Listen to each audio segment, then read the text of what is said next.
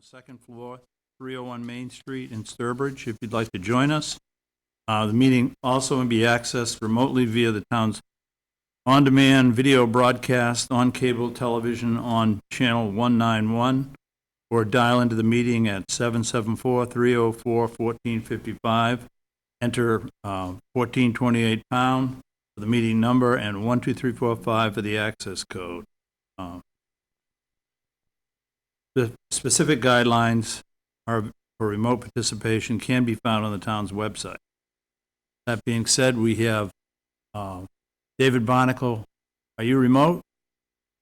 I am remote and present. And we have Roy Bishop present.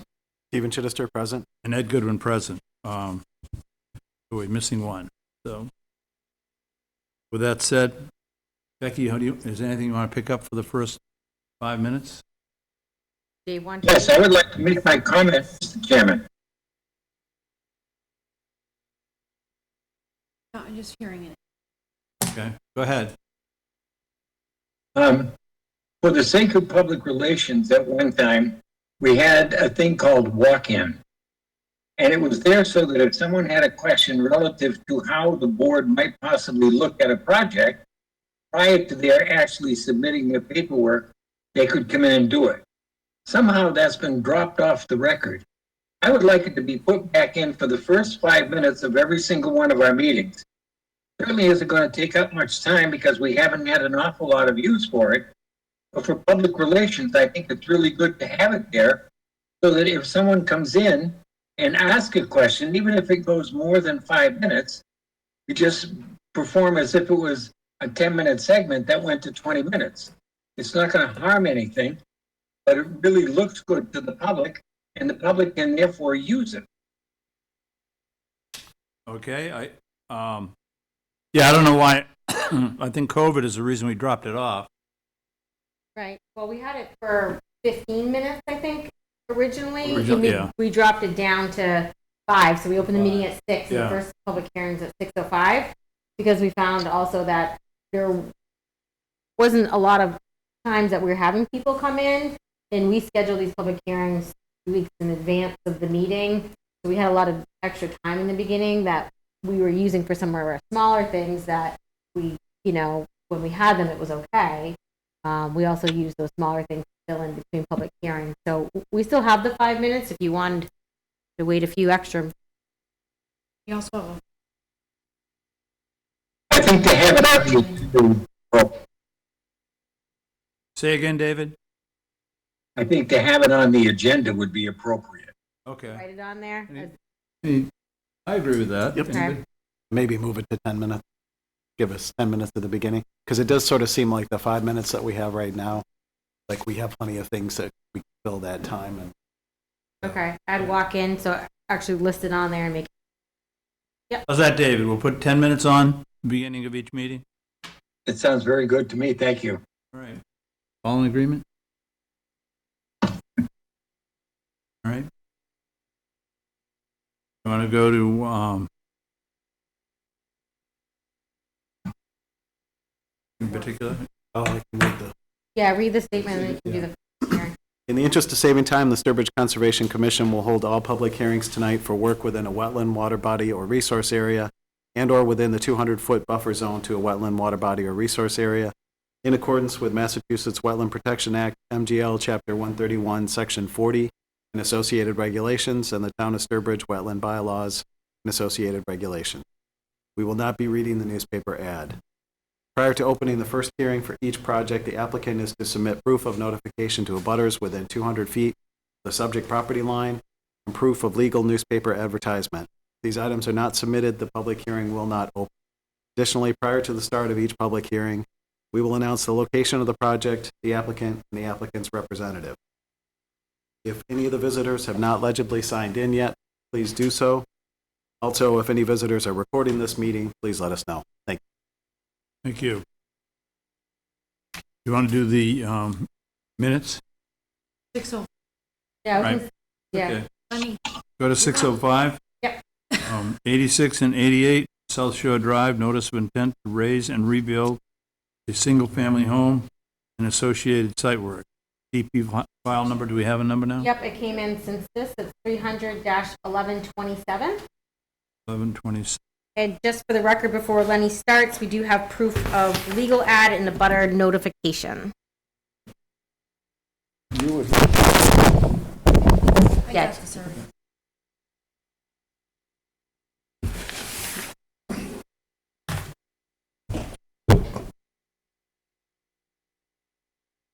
So I'll just, I'll zoom into the colored portion of this for you while you're going over the project.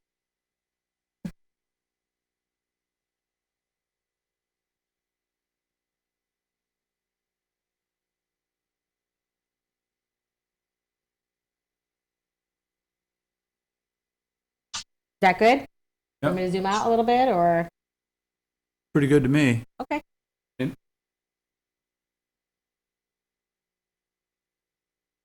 Lenny, you're on. Okay, Leonard Jalbert from Jalbert Engineering to represent the property located at 8688 South Shore Road. What I'd like to do before I start is to submit a couple documents that were issued from the Department of Natural Resources for the Fish and Wildlife for the the shoreline and the perennial pond that's located. We got a copy of it, Lenny. It just, You it came in after we did the detailed agenda, so. Okay, so you got Yep, that? so we've got the copy of the DEP file number and comments, and we've got Natural Heritage to sign off on that, Okay, so. then I don't have to do any of that, right? Keep it. Okay, that's all done. Okay, I'd like to go over the project. What we're actually doing here is that we're taking a single-family residential home, which is actually located in this area over here, and putting in another single-family home on the property itself. What we actually did is we did a percolation test, which is on this here, which was passed, and designed a septic system to service the proposed house, and then even the original house, if necessary, the system is there.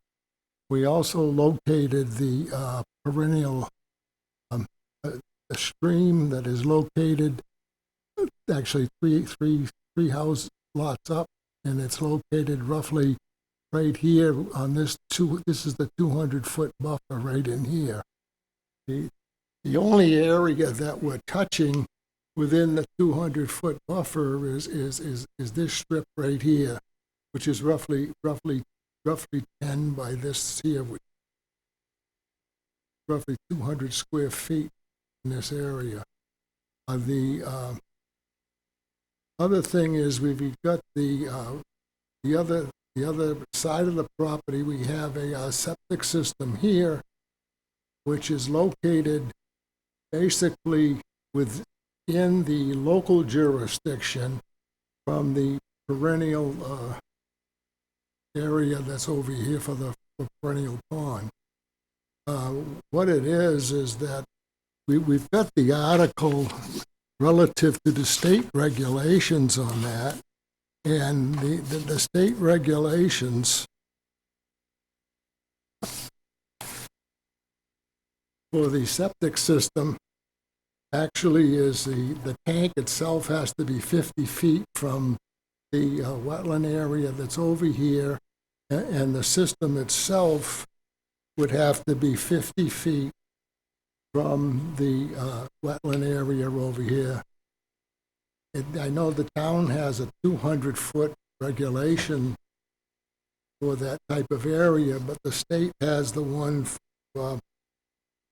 that says that in the event the system is actually below the wetland area here, which it is, and the grades will show that it is, we're allowed to go from here to there within 50 feet, more than enough room to cover the actual area from the wetland up to here. This is the 100-foot line right in here. There's the 25 right here, and then the middle is the here. It's a 50, go again on that. 50 is right here. Yep. So the thing that we're doing is that the land right in here, which is on the easterly part of the lot, right here, this full bank in here is going to be left undisturbed. There's a well that's servicing this house will not be moved. Any work within this area here will not be touched. It's going to stay exactly as is.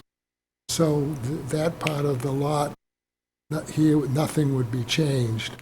On this side of the lot, what we've got one tree which is going to be removed in here, which is within the riparian zone, and then the other is outside the riparian zone, which is in here where the proposed septic system is. So we have the system here, which is in the front, the well in the back. It's all conforming. This from here to the neighbor, their well is actually conforming from here, and then there's a well over here, which we don't have to worry about. This is actually the conforming line. So if you have any questions, I'll be happy to answer them. Okay, yep. So just to, I put out the detailed agenda, but just for the record, just to go over some of that. So what we're looking at for resource areas here is we do have riverfront area. That's the 200 feet off the perennial stream, which is off the screen here. That is considered a resource area, just like bank or the bordering vegetated wetland over here. So there's particular standards that have to be shown even when you're working within a developed riverfront area.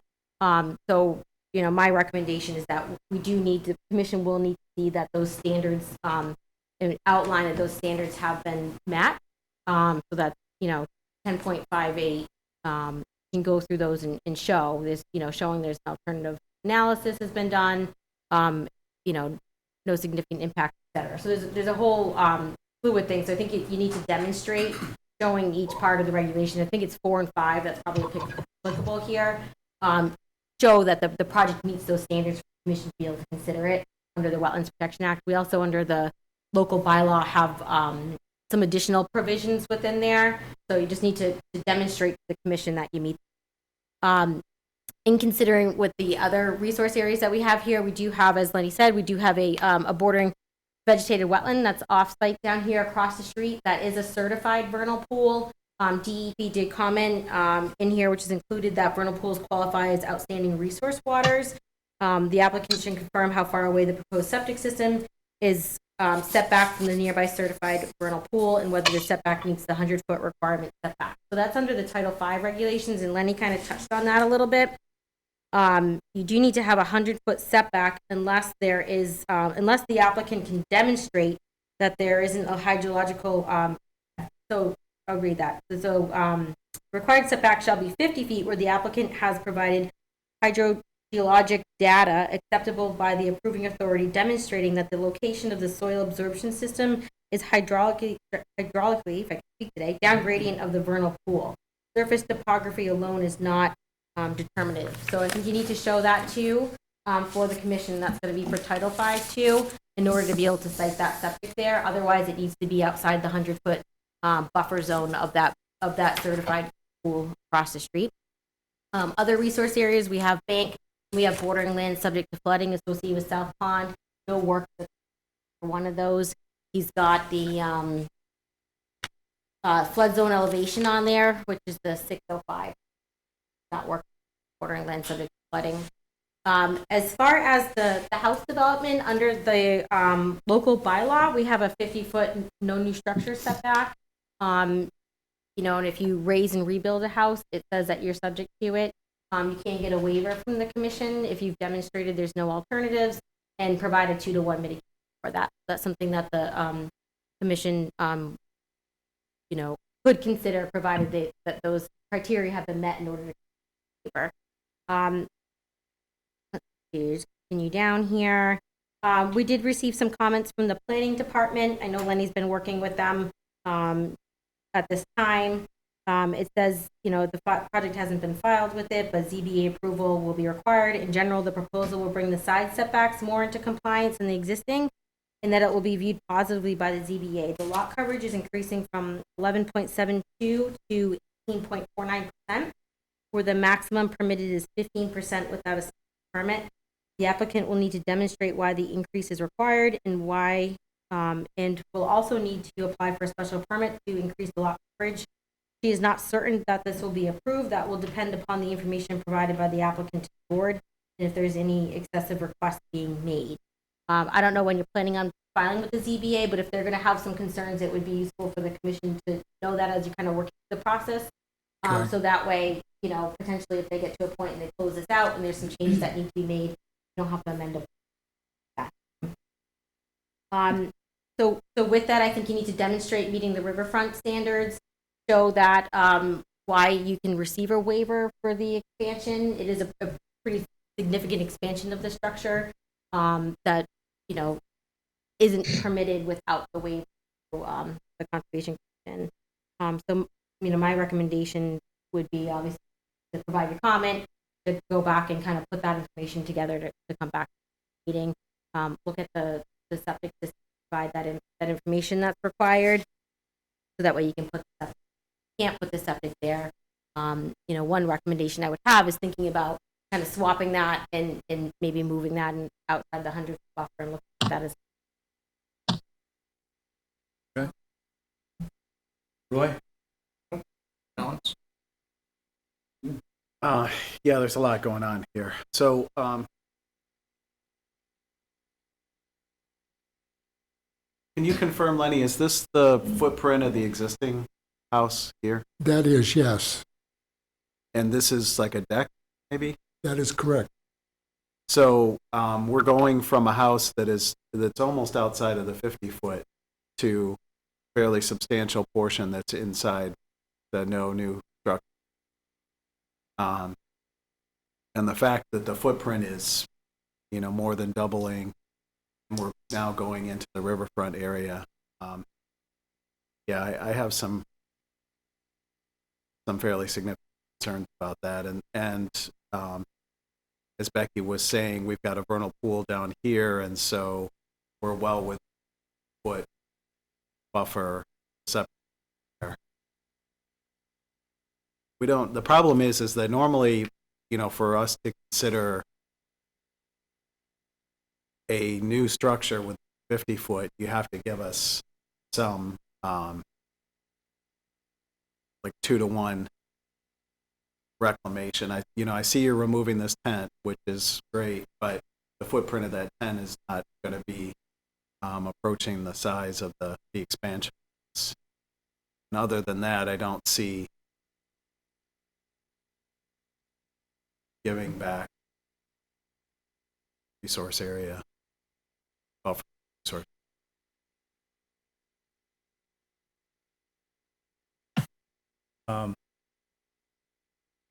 Lenny, do you know where the vernal pool is in relationship? No, I do not. That's critical. Can't be very.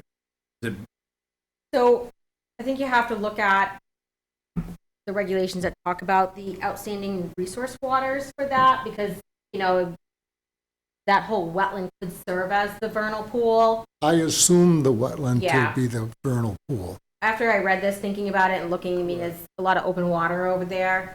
Those edges could Yeah. serve, so. Which we did. We assumed that the wetland area itself was the vernal Yeah. pool. Went out looking for Yeah. a pocket with the water that's there right now. Yeah, I agree on that. You could ask, Right. you could reach out to the Natural Heritage Program, and those are public records, you could ask for that. Right. But I would say, right, if there was a pocket of water and then the rest was, there was no water, then right, where the vernal pool versus the whole wetland might be different. Here, I would think.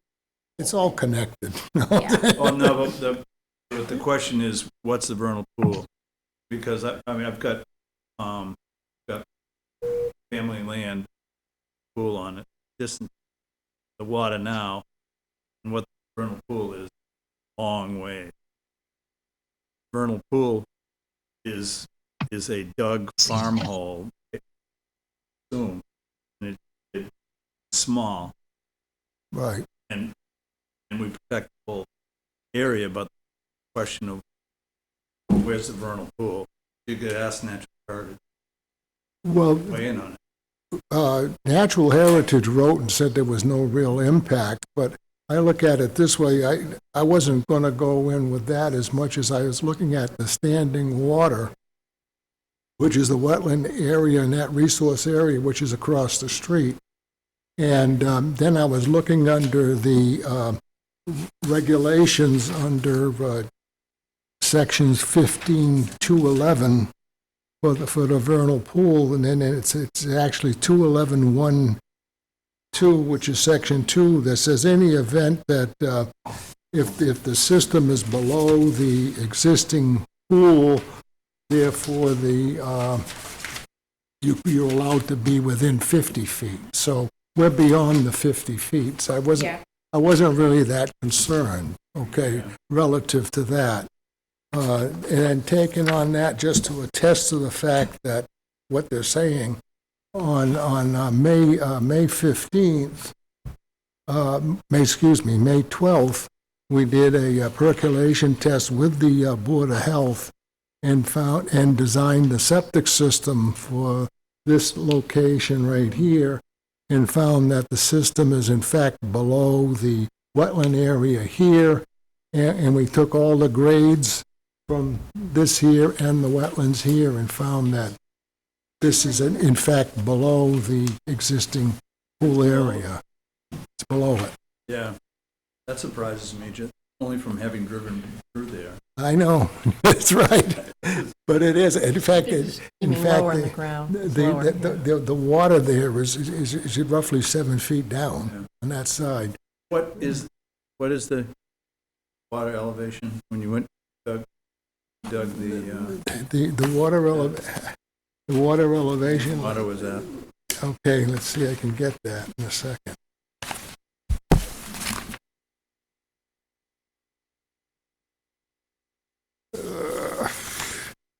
Many papers here. Take your time. Yeah. Becky wants us out of here by 8:30, though. Okay. I didn't say that, but it wouldn't be. Blame it on her. Okay, the bottom of the system actually is at 608.50, which is below that, and then the standing water is at standing water is roughly at 609.60, so it's about a foot and a half below the lake area itself. It's there, Yeah, and it's below. Yeah. David, got any comments? Well, I have some comments and I have some questions. Let me start with a question. Lenny, this is on South Shore Drive. Correct. Hasn't South Shore Drive been sewered? No. It hasn't. Okay. Statement, even though the state says that it can be 50 feet or less, we're not making it any less than the state. We're making it harder than the state, which is perfectly legal. So our buffer zone is quite a bit further out than that. And item number 3, I agree with Stephen Chidester completely. If we have a 50-foot no-build buffer zone, and you are constructing things within that 50-foot buffer zone, and you have hangovers that are going over into the 50-foot buffer zone, why do we bother having a no-build buffer zone?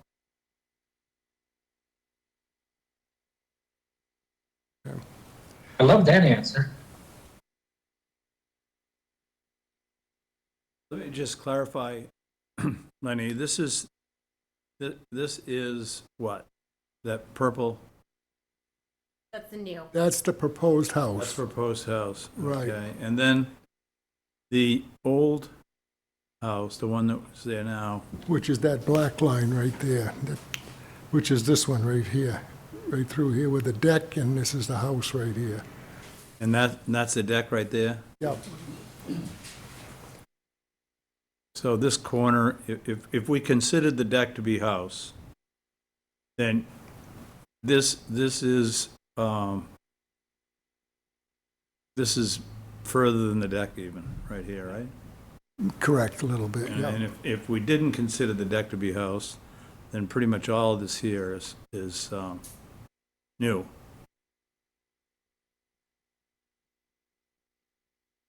So consideration, is there anything you can do to move that back?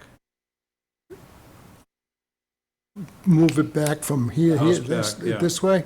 Yeah. No, not really. I got the foundation for the building and the septic system, and this is, we're at maximum right now. We can't change that, you know. Well, Lenny, we think you're beyond maximum. I know, that's why we're here. The other question I have is, are you going to put a full basement on this? No, are you? Does it say slab? I didn't see it. It is a basement. It is a basement? It's a basement, So you're going to dig a full basement in that spot? not under the garage. No, this section, Not in the this, garage, but under this section everything right here in the front, from here down to here, right straight across here, is gonna be basically on grade, which is a two-stall garage. The rest of it from here over to here would be a full basement. Except the cutout in the front, which is a screen port. else? Okay, Yeah, which is right there, that yeah. piece. yeah.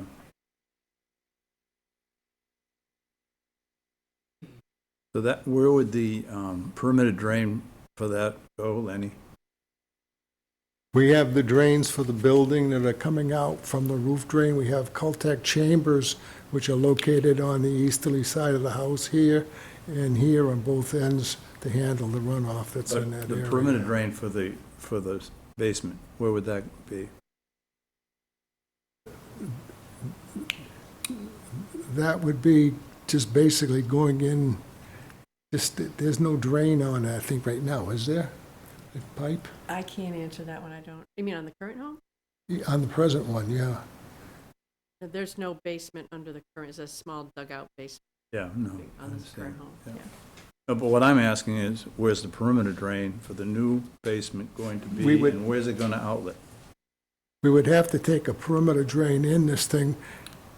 We'd have to come over here with a Caltech chambers in here and just let it pocket in here and then have it run overground, overflow off the lot towards the road.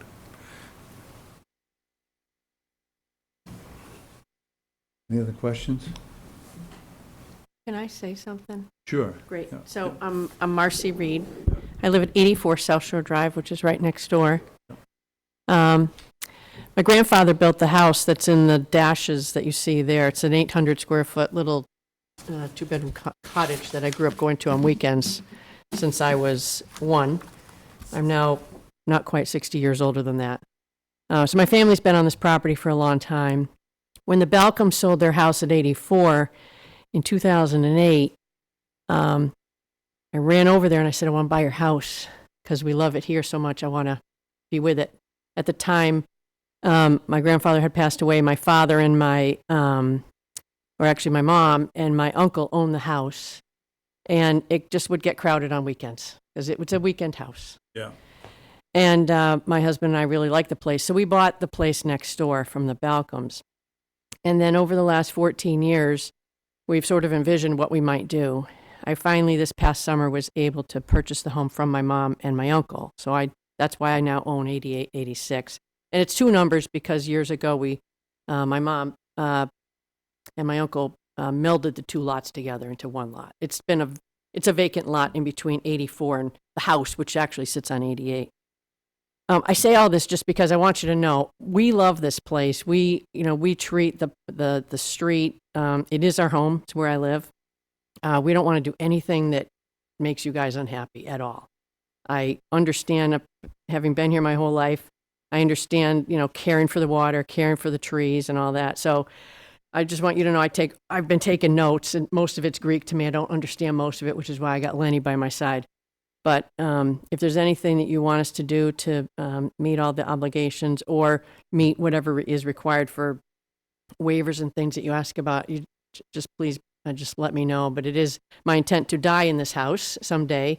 And the reason it's bigger than the 800 square feet that's on the dotted lines right now is because my husband and I just, want a place where we can live all on one floor, so we don't have to go up. We can have a bathroom and a main bedroom on the first floor, and so that's the story. Thank you for your time. The issues that we bring up, Lenny's been through A million, maybe 8 or 9 times, Lenny? A couple, 800 or 900. right.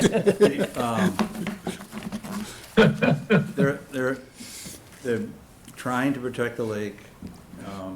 If there were no protections for the lake, it would look like, everybody would have their fortress up right up against, Yeah. and that's the way it would be. Yeah. I can see by being down there how you feel about it. It's not, that's not the issue. The issue is things like perimeter drain for the basement. You're Yeah. going to dig a full basement in there, and you can put the next thing you know, you're going to have a swimming pool in there if you don't have a good perimeter drain, or you're going to have your sump pumps going year round. Setback from the lake, everything that Steve and David said is how we operate. We'll give you what you have, but we won't give you more within the 50 feet. And everyone comes in, brings us something that has more, and we push it back. That's pretty much the pattern. So go back, take a look, see what you can do. There's always ways that you can move the house one way or the other. Lenny can, he won't be, he's resolute now, but he won't be resolute later. He probably has some ideas of how he'd like to move it now. So would you like a continuation, Lenny? Definitely. Yeah. Take a look at I would it. just Anything add- else? Yeah, I would just add, Board of Health didn't comment on the plan. I don't know if you submitted to him, and I don't know if he knew that was a certified vernal pool, maybe when you're doing the perk out there. But I think that's really important here to make sure that that system meets the requirements. And the language you're talking about, the little 2 section here, it just says that the surface topography alone is not determinative. So you might have to do some more and show some more that you can put it there to meet those regulations. I think that's pretty important here too. And then, as I said earlier, look at the regs for riverfront and outline to the commission how you're meeting them.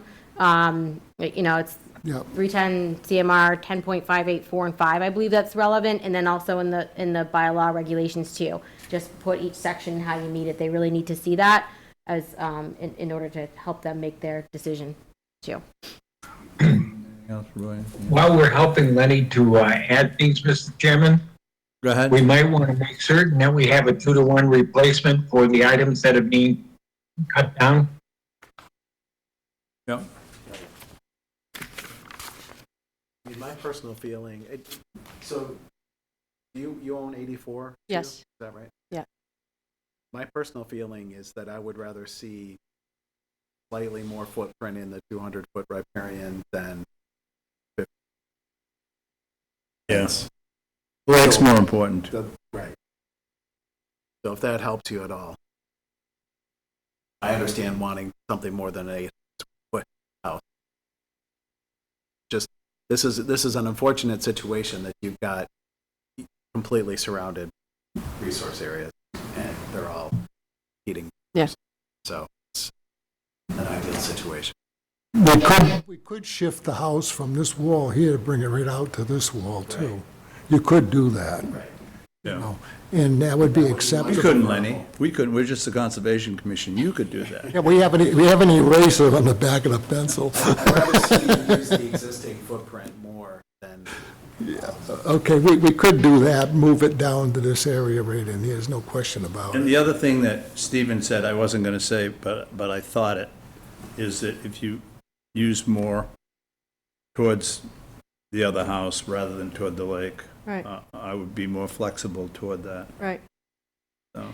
Just for information, if we did go that way, and of course, we'll consider all this, there are a lot of trees over there, so we would need to remove more trees. They're tall, well, there's a dead fir, or whatever you call it, pine tree, and then there are Yeah. 5 or 7 Hemlock. oaks. Yeah, yeah. No, the hemlocks are, they're actually a border. They're all in here, and then they're all Yeah. in here, Right. too. There's a lot of And them. they're, whatever, my grandfather put them in, so they're 60-year-old trees. The hemlocks on that side between my current house and this one are hemlocks, and then on this border here, they're also hemlock.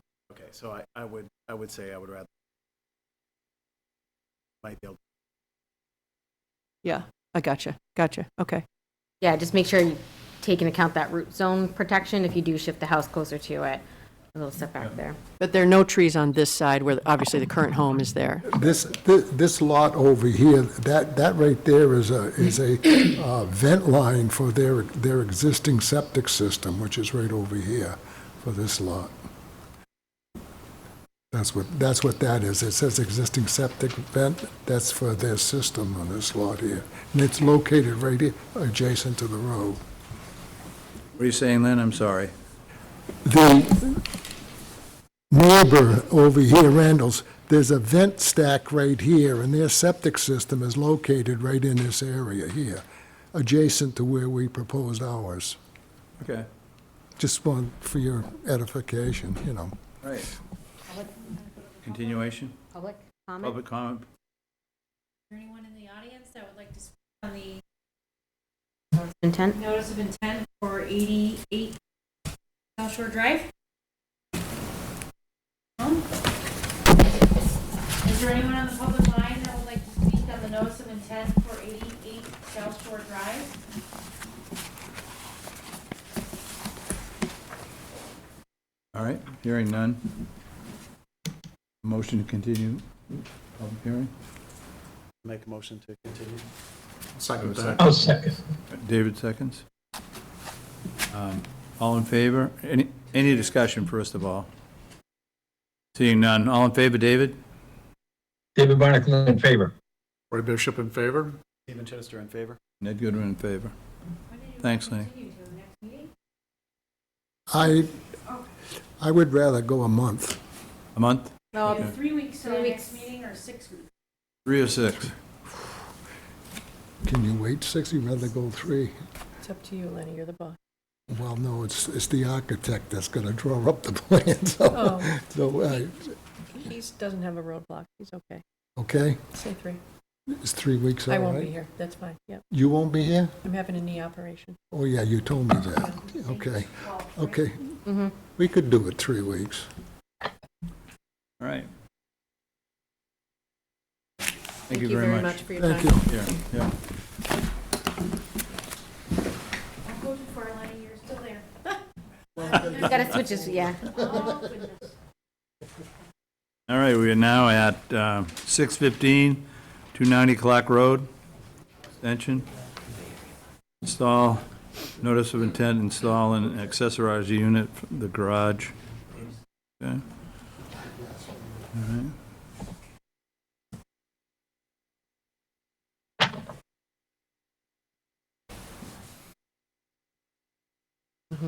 Have a good night.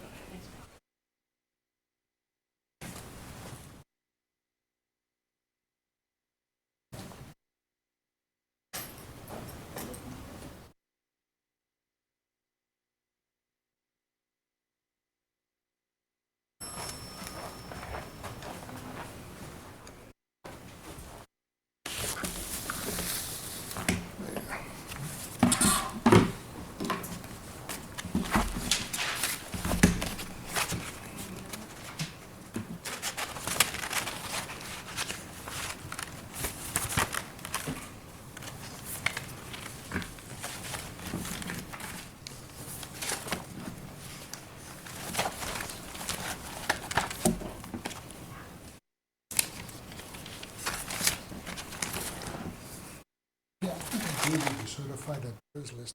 Yes, Yeah, yep, I you have- gave us I have everything. everything Yep. for this, This is. Okay.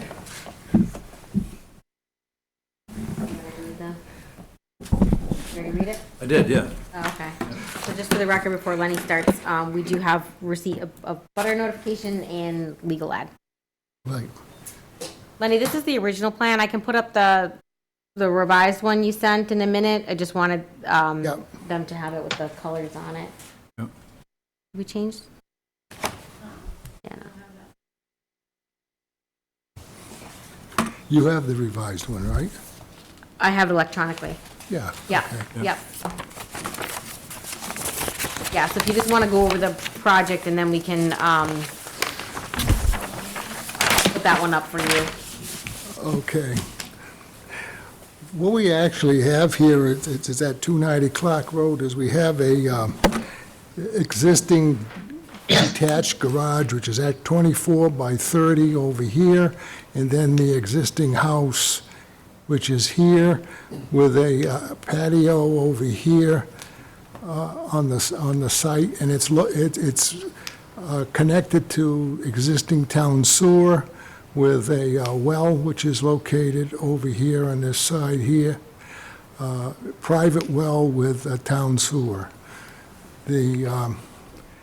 On the site visit, we went over that. What we're talking about, the work that's actually going to be done here is that there's a patio over here, which is going to be raised 1 foot, and then the stairwell over here, which will be used for a second means of egress from the area for the proposed unit that's going to go above the garage itself. A meeting was held with the Zoning Board of Appeals last night relative to the proposed addition here, and then the improvements are going to be done onto the property. It was approved by the Zoning Board of Appeals last night. What actually took place is the plan that was done, what you see in front of you, was done and then changed slightly due to a site visit by the board.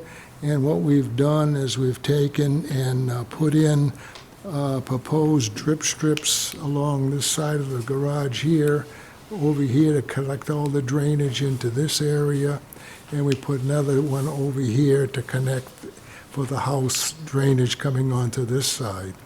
So then there was also a ditch that was dug over here, which is not on their property, which is part of the Italian-American Sporting Club property, which they own that, and then their property line over here across the street comes back down here, and then down here, which they own all this property in here, and that's theirs.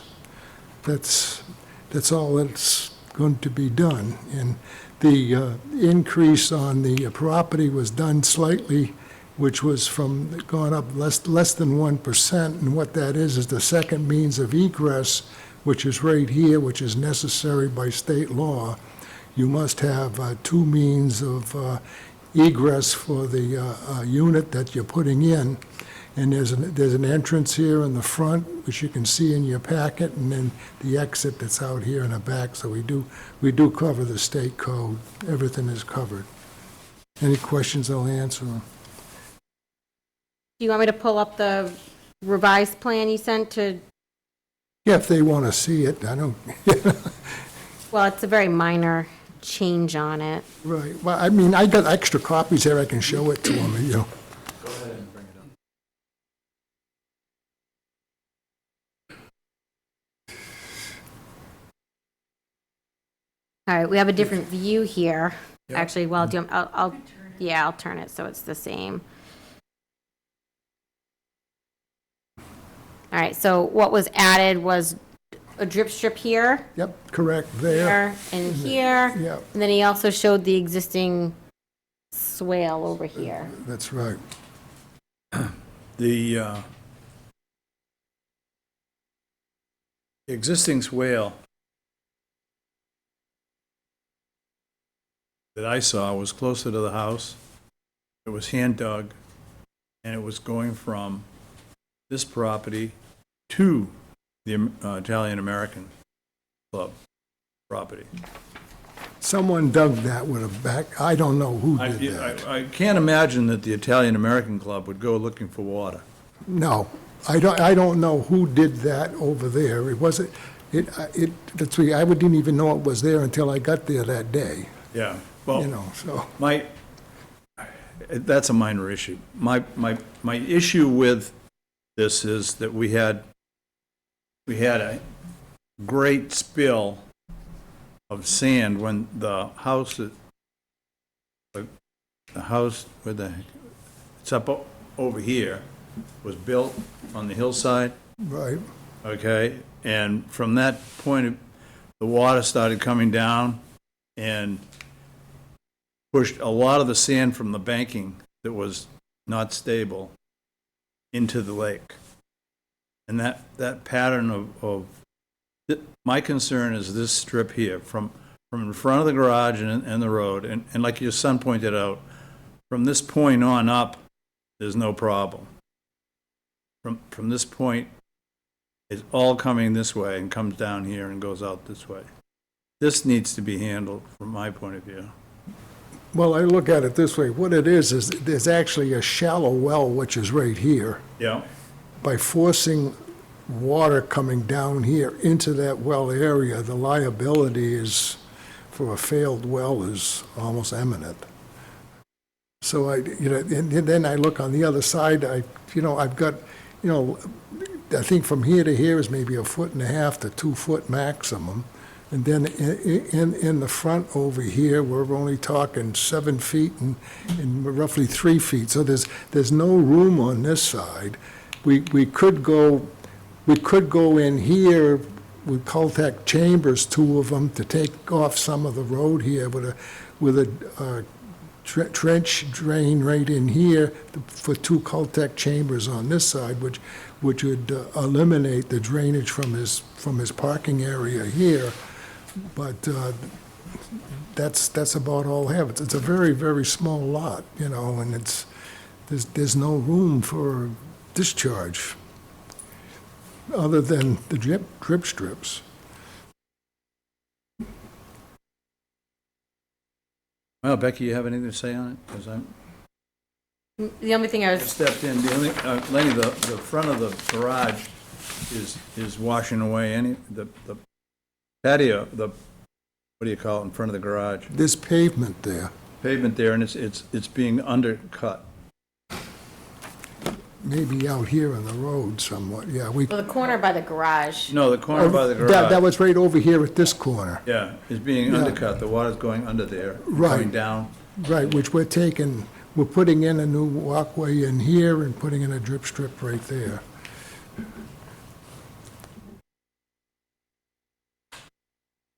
Okay. Yeah, I mean, I was just gonna say, I'd like to hear from the Italian-American Club before we, from my point of view, sending water onto your neighbor's property is not, and I know it's a problem. yeah, the only thing I was gonna add is, right, I mean, the second story addition to the garage, the modifications to the porch, not major projects. There's some excavation required for Yeah. the septic, et cetera.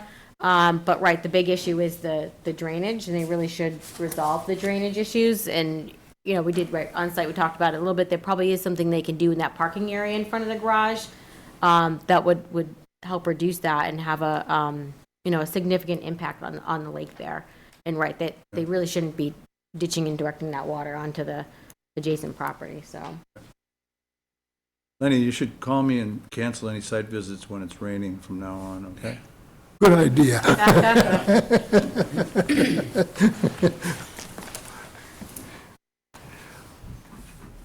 Any comments? Did you have anything? Yeah, so when we were on site, we talked about specifically this area in here, the potential for making that a gravel apron instead of completely paved, because that was part of the problem, is the water's washing over this, going right. If we could hold up the water here, like you said, putting a drainage unit over here would be ideal, in my opinion. So that's what I'd like specifically. That was really my only concern with. Okay.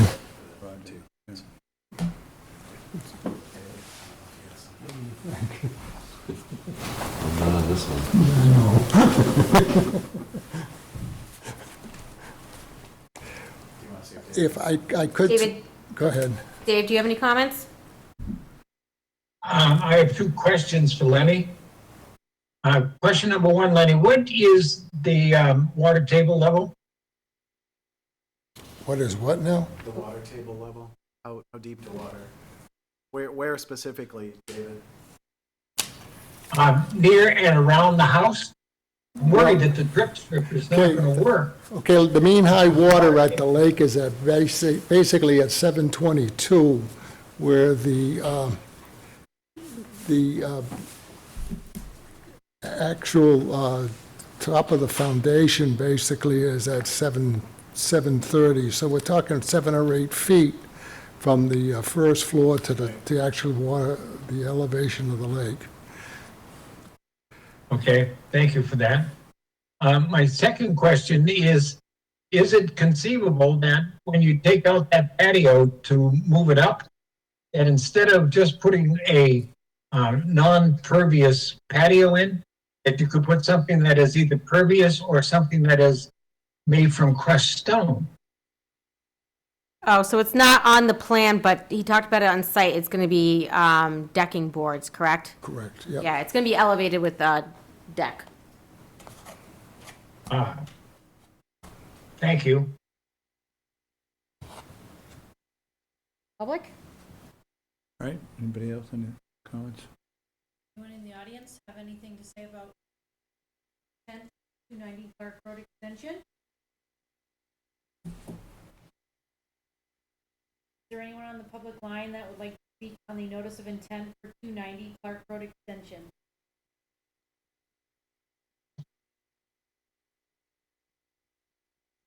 Hearing none. Lenny, would you like a continuation on this? You have reservation relative to the neighbor. I'd say let's get that resolved so I can go continue at the next meeting. The next meeting, okay. Correct. Make a motion to continue? I'll second that. No discussion? Any discussion, David? Hearing none, all in favor? David Barnacle in favor. Roy Bishop in favor? Stephen Schuster in favor? Ed Gooder in favor. Thanks, Lenny. Thank you.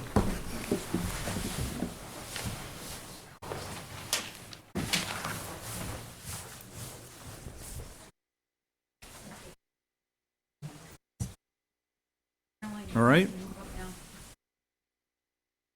We're at 17 Library Lane. Third one's the charm. I hope so. Just for the record, we have proof of butter notifications and legal ad required. You just want to introduce yourself and just give a quick, I'll pull that up so it's bigger, just kind of quickly go over the request that you're asking It's for. an RDA for removal of trees in the buffer zone. Okay. Yeah.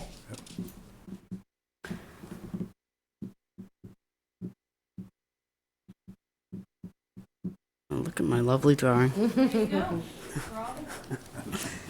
I'm Caroline Phillips, And John Cronin. and he lives at 17 Library Lane. So we're just requesting, we call them Norwegian pines, you call them red pines. There's about 20 that need to be removed, and they're pretty much all dead. 3 of them have already fallen, and we cleaned that up. And then there's 2 maples. I don't know how to use this little thing, but 2 maples there that are pretty close to the house that have Tom Chamberlain deemed that they need to be removed, that they're dying or dead. And then there's one at the water, which in his report stated that it's leaning into the water. We're not even sure we're gonna be able to remove that one due to cost, but that was one that we showed him. And it will fall into the lake if not this summer, pretty soon. There's nothing under the roots. It's all washed out due to the power boats. And anyways, I think you have pictures. Yes, yep, they were provided pictures in the application. So Yep. I don't know what else I have to, Yeah, okay. no, that's okay. All Yep, right. yep, that's fine, thank you. Okay. So, right, we did a site visit out here. Ed and I went out there last week and took a look at it. They did provide the arborist evaluation that you were provided, pretty much summary, all the red pines that are off to the side of the driveway there, they're all dead. Underneath that, there actually is an understory that's growing up, different heights of different trees, some saplings, some larger trees, some smaller things that, you know, will do much better when these come out of there.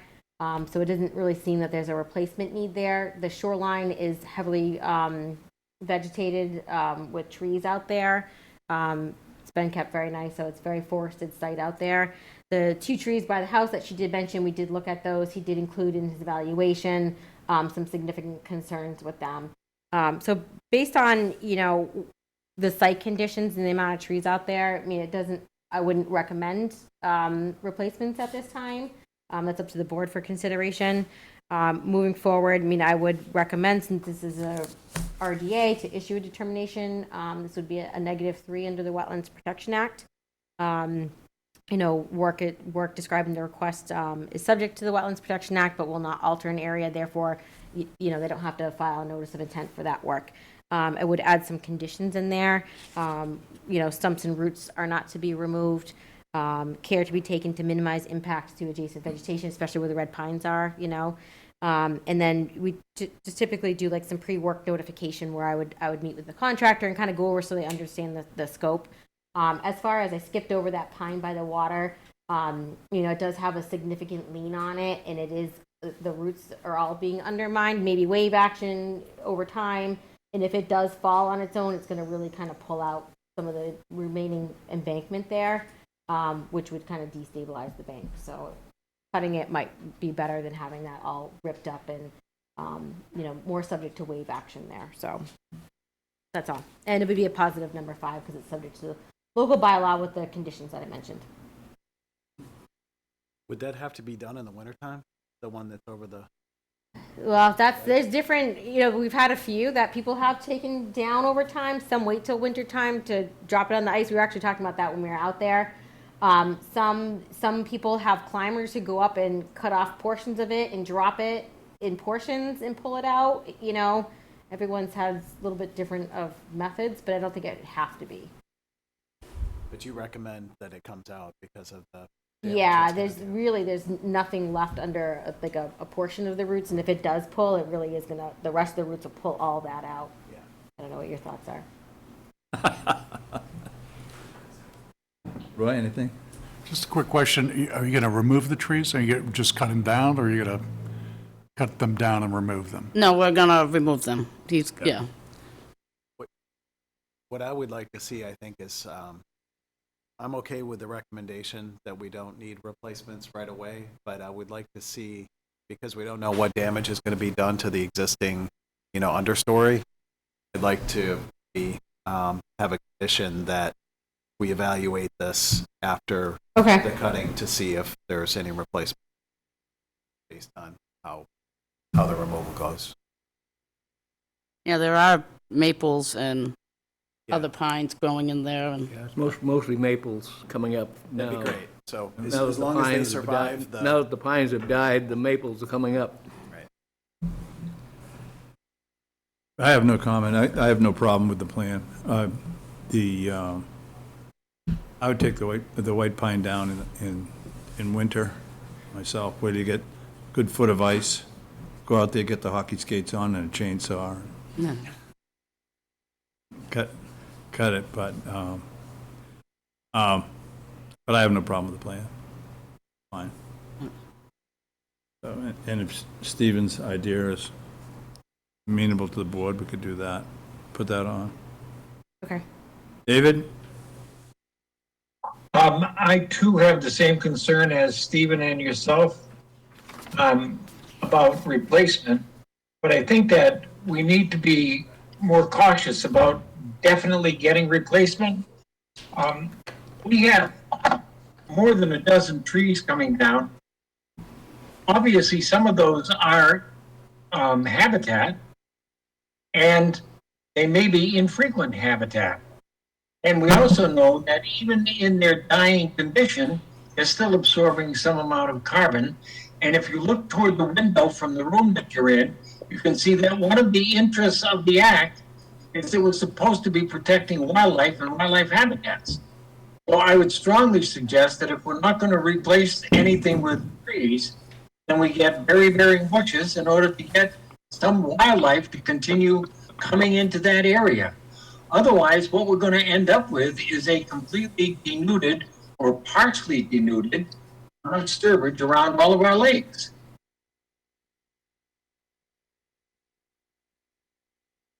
Wow. Okay, all right. And there was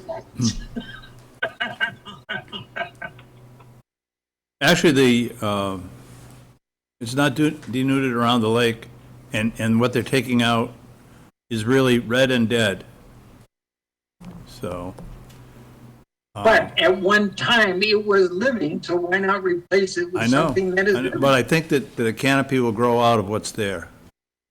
That would be my call on it. So, Yeah, we're not clearing it to do anything there. We're just trying to take the deads down before they, before they fall on their own on the house. But we're not planning to clear that area to do anything else. Everything else is going to grow up. What would you think about the possibility of chipping all of that wood and spreading it into the existing tree cover so that at least you're adding some amount of fertilizer to the soils that are perhaps starting to wane, and that may be part of the reason why the pines were dying. I think the pines were dying. There's a fungus, I believe, that's attacking the red pines, and that's the issue. That's the issue there. But there was a lot of ground cover, et cetera, in that Yeah, area too. yeah. So I don't know if it's necessary to chip them or not. I don't know if it's even good, if it's a fungus. You could be spreading it. It's true. Very I true. don't know. And they've been dead for years. It's just that 3 have already fallen, so now they're all leaning to fall. So we kind of waited for those 3 to fall, and now the rest are going to come down. Let's see if the audience has any. Sure, is there anyone here that would like to speak on the RDA for 17 Library Lane? Removal of trees? Anyone on the public line that would like to speak on the RDA for 17 Library Lane for the removal of trees?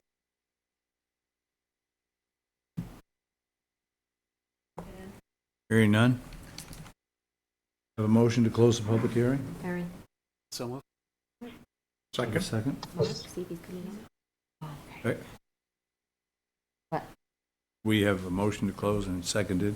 Okay. Public hearing. Made the motion. Any David discussion? Barnacle in favor. What'd you say, Dave? David Barnacle in favor. In favor? Ed Gooder in favor? Roy Bishop in favor. Stephen Chester in favor. Okay. I make a motion to approve the tree removal RDA at 17 Library Lane with a -3 determination and with an extra condition to view the site after the tree removal to make sure that the existing understory is viable. Okay. And any other I'll notes? second that motion. Do we have a second? Sorry, David? I'll second that. Any discussion? All in favor? Roy David Bishop in Barnacle in favor. favor. Stephen Chittister in favor? Ed Gooder in favor? Thank you. Thank you very much. Thank you.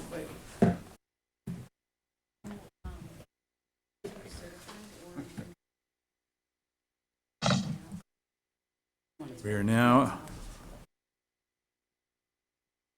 at 42 Goodrich Road, notice of intent, repair or replace existing steps, landings, and deck, DE file number 300-1126. I think that Mark. Yes, yeah, Mark, are Mrs. you- Mark Farrell. Is the audio coming through? Yep.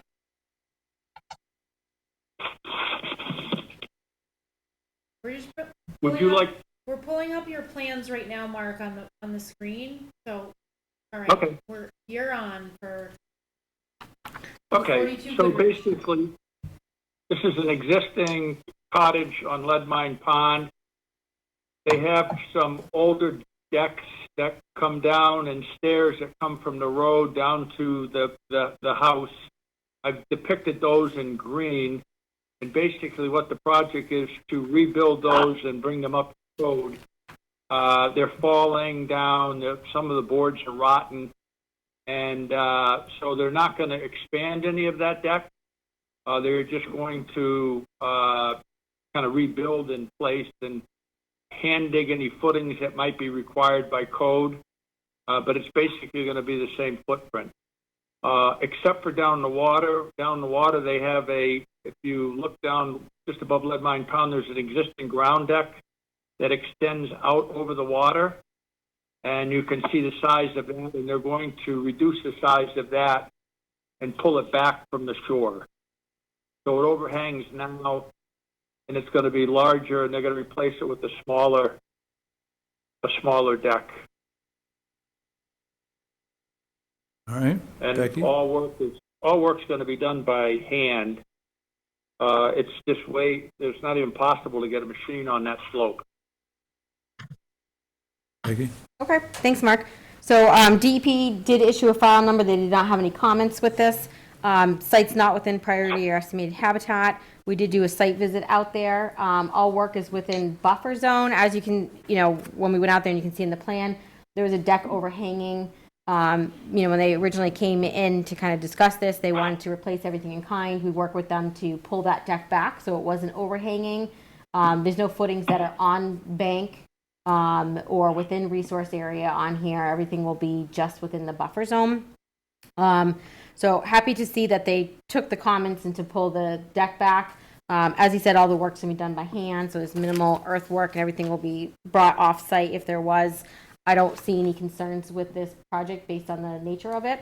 I would recommend if you did move forward and approve this, we would have our standard pre-construction, during construction, and perpetual conditions for the project, and then just add an extra condition in there that to remove the excavated material off site for any footings that they dig. That's all. Roy? You? I was on site. I completely agree with the project. I'm very happy that they're moving the deck back, so. I am also. David? I was wondering if I could take my walker up at the top of the hill and ride down to the bottom. I was going to make some kind of a wry comment to you, but I figured it would be off color. I have no questions and no comments. Okay, thanks. Audience? Anyone in the public that would like to speak on the 2 Goodrich Road notice of intent?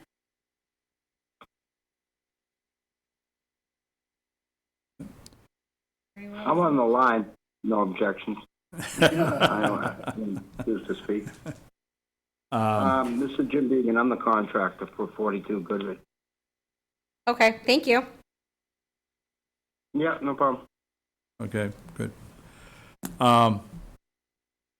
Notice to close the public hearing? Yep, I make a motion to close the public hearing. Do I have a second? Did I get a second? Yep, Second. Okay, sorry, okay. Having a second, any discussion? Seeing none, all in favor? Closing. David Barnacle in favor. Roy Bishop in favor. Stephen Chittister in favor. Ed Gooder in favor. Do I have a motion to approve the project? I make a motion to approve 42 Goodrich Road, the repair and replacement of existing steps, landings, and decks. DEP file number 300-1126 with standard conditions and perpetual conditions as outlined by the agent. Do I have a second? Second. Roy? Discussion, anyone? I'll Seeing none? second it, David Barnacle. All right. Roy Bishop in favor. Stephen Chittister in favor. Ed Gooder in favor. And David Barnacle in favor. We are now on to 96 Gladding Road, notice of intent repair of existing septic system for a single-family home. DEP file number 300-1125. Mark, you're still on the line. So Mark, I'm going to pull up the plan here for everyone to see. I know you can't wait. see it because you're on the line. I'm just going to zoom in project. Is that okay for you? Yeah, maybe one more. Yeah. Or yeah, I can go in. Well, that's better. All right, and just That's before good. Mark starts, just for the record, before I forget, we do have proof of abutter notifications and legal ad received. You can go ahead, Mark. Okay, this is a repair of a septic system. They're in the process of selling a home. It has an existing cesspool that did not pass Title V, so they're proposing to put in a new leach field and a 1,500-gallon tank. And so the system is compliant with Title V. I shifted it after the site walk a little bit towards Gladding Road to get it outside the 50-foot buffer. Before, it kind of had it centered in the house. But with the septic system, there's only minor grading, and what we'll do, we're calling for Schedule 40 PVC pipe, so they'll be able to, drive over it if they wanted to, so it won't interfere with Gladding Road. Gladding Road actually ends at the property, and so it's not in a right-of-way or anything. It's completely within with the land that they own. And what I have is on the downhill side, I have some straw wattles. The area where the work's proposed is flat, basically flat, so there's not a lot of erosion. And what they'll do is dig out what's there, because there's some fill, and remove the fill from the site and bring in sand and construct the system and then cover it back over. Okay. Okay. Beck, go ahead. So, right, we did a site visit out here, right, you took the comments that the commission had, wanted to see the system moved out of the 50-foot buffer. That's a Title V requirement too, so, it would appear that you probably could avoid a variance with them now, so happy to see those revisions. And just for the record, so this is a buffer zone only project, we've got a bordering vegetated wetland, and we do have bank from Lead Mine Pond, which projects those buffer zones on there. Observed on site, there was, where the vegetated wetland is, over the embankment there. We did note, some dumping of, ashes over there from a wood stove probably, or some other type of stove. And also, a swale that kind of went in and went down to the wetland. Those are a couple things that the commission was looking to have cleaned up and kind of rectified out there. I don't have any concerns with the septic as shown. I'm glad to see they revised that. I would recommend that, the ash is handled, and then also where the runoff is going down into the wetland, some type of BMPs are put in place for that. And that could be something if the commission wanted to add that as a condition in the approval here, that those are done prior to the start of work. Maybe, maybe they put some riprap in over there that, with a, little basin there, a small area before it goes over the embankment to kind of, hold it back so it stops channelizing and just kind of sheet flows over the embankment. Something minor could resolve that, I would think, out there. Sounds good. They could put a riprap berm there that would just slow the water down in the parking area and let it pond before it went down over the hill. And that would facilitate infiltration. Okay. Roy, anything? Nope, I'm just glad to see the revisions. Yeah, Mark, this is Stephen Chittister. I've got one question for you. In looking at the sketch, I appreciate that you moved the leach field out of the 50-foot, but now I'm a little concerned about that tree that's on the slope to the, I guess that's the west, or to the east of the septic system. Is there going to be any concern with the root zone of that tree? Well, that tree is actually going to be much higher than the septic system, and it is off. There's only one corner of the leach field that's going to be close to it. Okay. I don't think the tree is a mature tree. There's a driveway on the other side, and because it's higher, if it was the same elevation as the leach field, it probably would have more of an impact. But if it's way up higher, it's probably up 6 or 8 feet higher than the leach field, I think it'll have lesser of an impact. Right. Now that you're saying that, I remember that. So, okay, that's great. Thank you. David, anything? No questions, no comments. No, I like the changes, but I have no comment. So, we can't go outside. Anybody in the audience? Anyone on the audience here have a comment or question on the notice of intent for 96 Gladding Lane? Anyone on the public line? Nope. Seeing and hearing none, motion to close the public hearing? So moved. Second? Discussion? All in favor? Roy David Bishop, Barnacle in favor. Roy Bishop in favor? Stephen Chittister in favor. Ed Goodwin in favor. Okay. Have a motion to accept the project as outlined? I make a motion to accept the repair of the existing septic system at 96 Gladding Lane, DEP file number 300-1125, with the comments made by the agent, including the ash that's been dumped close to the wetland. I think that, In the riprap berm. again, the riprap berm. Have a second? Second? Any discussion on that? Hearing none, all in favor. David? David Barnacle in favor. Roy Bishop in favor? Stephen Chittister in favor. And Ed Goodwin in favor. Thanks, Mark. One more. I know. I didn't send him home. I just said thanks for that. All right, we're at number 6. We're at 9.26 and 28. How's that? Goodrich Road. Notice of intent, raise and rebuild of a single-family home built out of a small cottage on an existing foundation and leach field to service 3 cottages. DEP file number 300-1124. 1124. That's your lucky number, Mark. Yes, no. Yeah, so just before Mark starts here, right, we did receive the file number. DEP did have a couple comments. They said due to proximity of resource areas and the slopes, the commission may want to consider more significant erosion control barriers, a plan to address stockpile location and management in the designated construction entrance pad.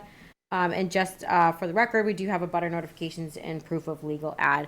So Mark, I have up on the screen, I put the whole plan up. It's kind of small and hard to see, but I figured if you want to just kind of give an overview, Sure. and then I can kind of zoom with the buffer zones on it. Yeah, I don't think I... So basically, these are several properties. 2 are on the lake, and then there's a 1-acre parcel across the lake. And that parcel is over 100 feet from the water. And so that parcel is going to be a leach field and a small treatment system for the effluent for those cottages. Can you see that area up in there? There'll be minimal tree clearing, just enough, pretty much. It's not heavily wooded up there. There's some thin oak and hardwoods. I don't think there's much pine in there, but they're just going to clear what's necessary for the, get the leach field in. And all of that work is outside the buffer zone. But if you see that blue line there, that's the 200-foot buffer, so it's within the 200-foot buffer. And then if you want to zoom in to the cottage area? Yeah. Yep. So number 28 Goodrich Road was the red cabin for people who are on the site walk, and it's an older cabin. It's in disrepair. The chimney is going to fall down at some point. So instead of renovating it, I'm requesting to take it down and expand the footprint slightly. Right now, it's about 540 square feet, and I'm proposing to put a 285-foot addition on it, which would bring it up to 825. And the reason being is I want it just to be one story so that I can have a bedroom downstairs, bathroom, and the kitchen all on one floor. So it's not a huge house now, and it won't be when we're done. On that, there's no disturbance within 25 feet of the water. That's where the steeper slopes is. I think Marianne DePinto had comments about the steep slopes. So there's no work proposed on the 25-foot offset to the water. Pretty much corresponds with the top of the slope, and that's has mature oak trees and pine trees, and there's one twin oak that's off to the corner. Do you see that, Becky? Yep. I have it in purple.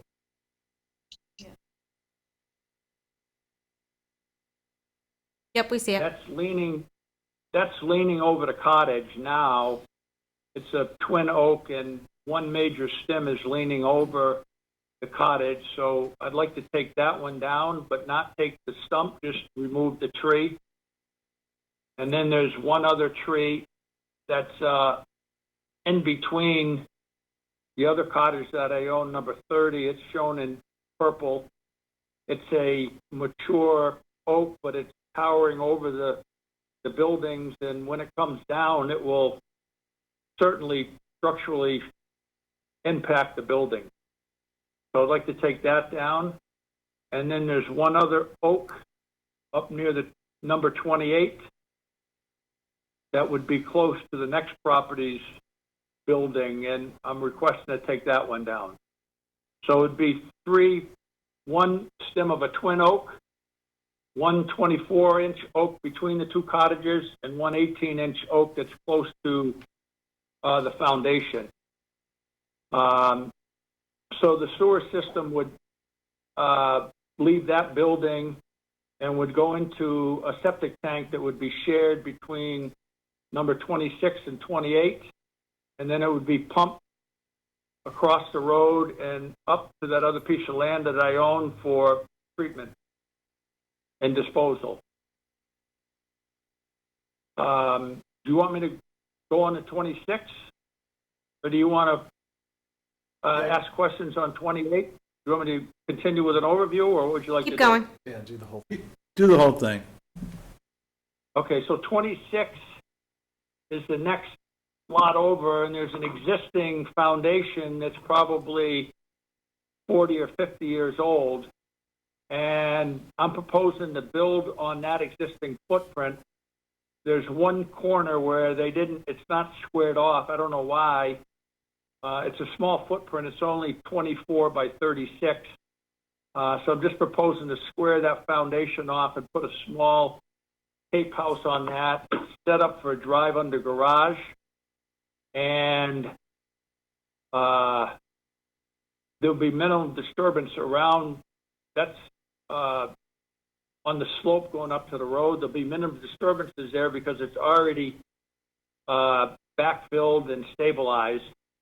And down below, they'll be able to put that little addition on, and it pretty much could be a wooden wall. They just have to excavate in to put a footing and a foundation, and then they can put a knee wall up to for the rest of the building.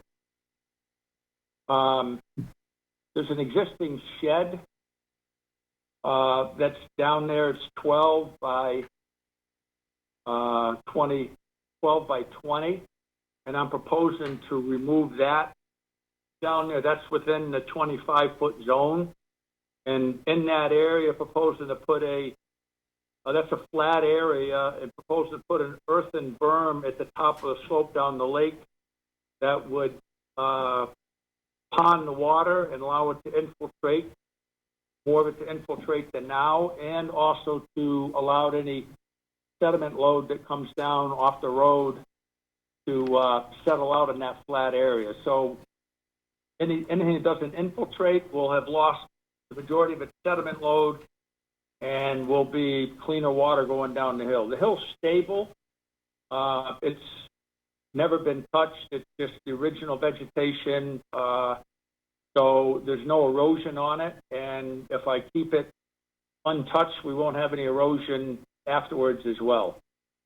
To do that infiltrative area, I'm proposing to put a small earthen berm and put a sweet pepper bush, which is a native plant that grows along the shoreline of Leadmine Pond.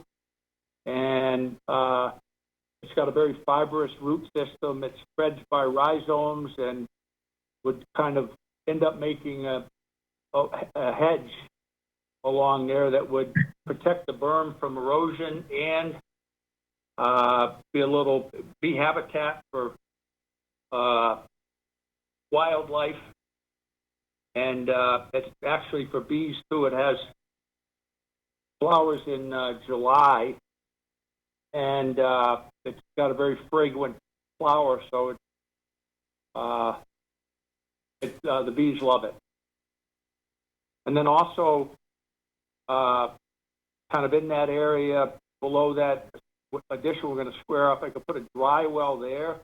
I haven't dug any holes there, but I believe that deep soils there, so I could put some sort of dry well to take some of the roof runoff and infiltrate it into there, and anything that wouldn't get taken by the dry well could then go into that infiltrative area before it heads down to the water.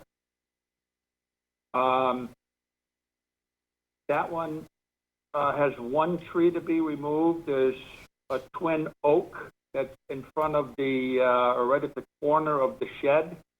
And the problem is it's right where you'd need to turn to get into, the house is set up as a drive-under garage. And so it's right in the way of turning the radius of getting into the drive-under garage. I would have absolutely no problem replacing those trees with mountain laurel. That's something that, again, grows indigenous to the area, and it also does an excellent job protecting the soil and can thrive in the understory. So I'd have no problem doing a planting to replace some of those trees. So, and there's going to be minimal excavation on there. That number 28, they'll remove the cottage, and it's already disturbed there. There's no trees, and they can just pull the material out of that, remove it, and what I'll probably end up doing is pumping the concrete down there so I don't have to get big cement trucks all around the foundation. I'm going to do both at the same time, and then we'll just pump the concrete, and then they won't have to drive down there and disturb more area to get around the foundation. And the number 28 is going to be a crawl space, because I think there's ledge. I haven't done any test holes underneath the building, but I suspect there's ledge. So all I need is just enough room to get utilities like an HVAC unit and a well tank and plumbing underneath it. I'm not looking to get a full walkout basement. Okay. Becky, All right, thank you, Mark. how are So, you feeling, Mark, before we go from you? What's that? I said, how are you feeling? Not too bad, No? considering. That's good. I'm here. I'm walking with the go ahead. I'm walking with the walker here for a little bit. All right, so Good luck. I think Mark went over the project well. We did do a site visit out here and spent a lot of time really reviewing the area. As you can see in the site plan, this is, a project on Leadmine Pond. Bank is the resource area, so this is the buffer zone project. Very well vegetated within all of these sites. 25-foot buffer zone has not been really touched on most of these sites. He is asking for some tree removal. We did go over that. he is offering to put some shrubs in there. We did talk about maybe trying to add a tree in there between 28 and 26. I don't know if there's, the commission has any comments on that for him. We did ask for the additional information on the infiltration area, which he did provide. That's the second plan that I put up here showing the berm he detailed, which would be a good improvement. As he had talked about, all of these cottages will be connected to the septic system, so there'll be a big improvement for use on these lots. And it also is nice because it's all being brought back further from resource area instead of having to have all of individual ones on each lot. So it's really saving some space on there and some disturbance. Besides, looking at maybe if there's the opportunity to add another tree in there or not. Overall, I think he's worked to address the comments. We went over, there's a little bit of expansion within the 50-foot no new structure buffer zone, but he is compensating that with the removal of the shed on the other property, and providing some mitigation here with that infiltration area. So those are my, most of my comments here. I would also add that, DEP did comment, we probably should, instead of just having wattles, which are shown as the sedimentation controls on here, there really should be a silt fence in addition to this because, it is steep on there. And then anything that does get excavated, which might be minimal, to be removed off site here. So those are my primary comments. Don't fence or straw hay bales. I would do the entrenched silt fence with the wattles. I think would be fine. Is that going to be a problem with the trees, though? It is fairly. Yeah, I guess it could be with some of the roots there. That would be my Yeah. concern, trying to put a silt in with all the trees. Yeah, if you do bales. And rock. Yeah. Tons of rock. Yeah. Yeah, so I would say maybe you could do silt fence and wattles or do the bales. And that can be, I'm not sure how you plan on doing this project, if it's going to be phased or not, but that can be worked into being phased if needed. Not hay, straw. Too. What's that? Bales. What's that? I'm sorry, I lost it. Oh, that's all right. We were just talking about, it might be hard if you had to do a silt fence here to dig that in with ledge and tree roots and things like that. Either If you one, can't, I don't have a problem with either one. I would put straw wattles and a silt fence or bales. Or hay bales, just Okay. along the top of the slope. I think there's going to be a lot of tree roots along there. It might be hard to dig in a trench in the hay bales. Yeah, no problem. Work. We can write it as either way. Yeah. All right. Comments?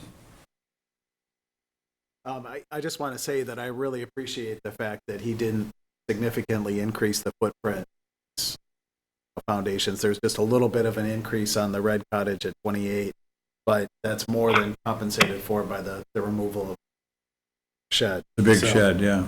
And moving the septic off-site, up the hill. Yeah, this is really significant improvement to this property. Thank you, Mark. I agree. You're welcome. Thank you. It's a good project for the pond. Yep. Yeah, no question. David, any comments? Yeah, I echo what everybody else has been saying about this. It's a good project. And Mark also thought about vegetation that is contiguous with the kind of vegetation that grows naturally. I think it's fabulous. Good. Audience? Anyone in the public that would like to speak on the 9, 26, and 28 Goodrich Road notice of intent?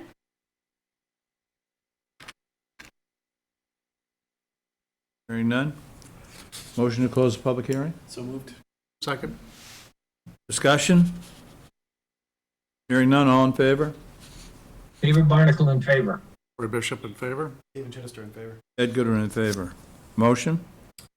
I make a motion to approve the installation of the septic system, the raise and rebuild of a small cottage, and build out of a cottage on existing foundation at 9, 26, and 28 Goodrich Road, DEP file number 300-1124.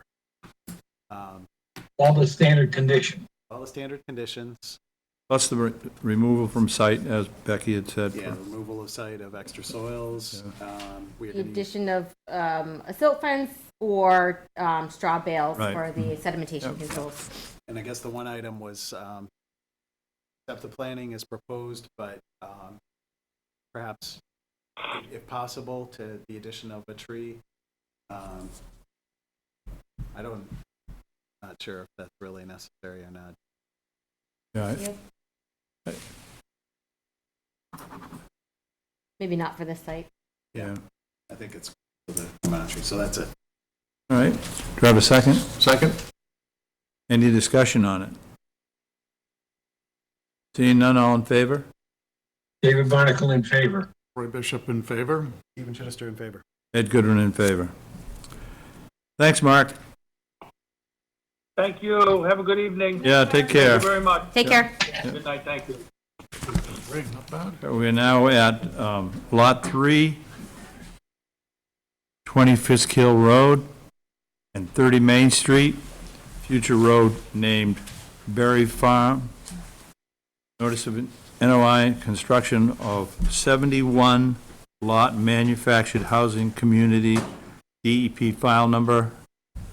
What's the, DEP has not issued a file number. there is no file number? Gentlemen, anyone that speaks, just make sure that they're near a mic. Anyone that's here that hasn't signed in, if you wouldn't mind signing in on your way out, please, that'd be great.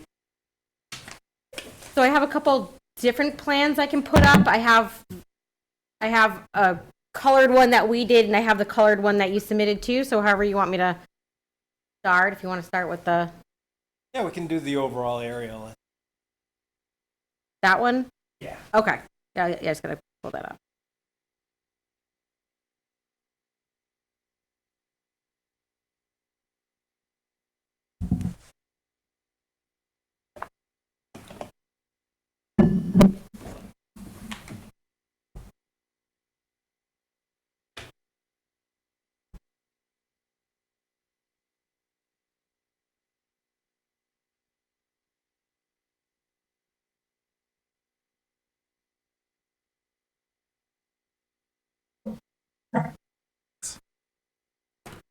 So if it's okay, is it okay to do it this way? So it's kind of oriented north-south?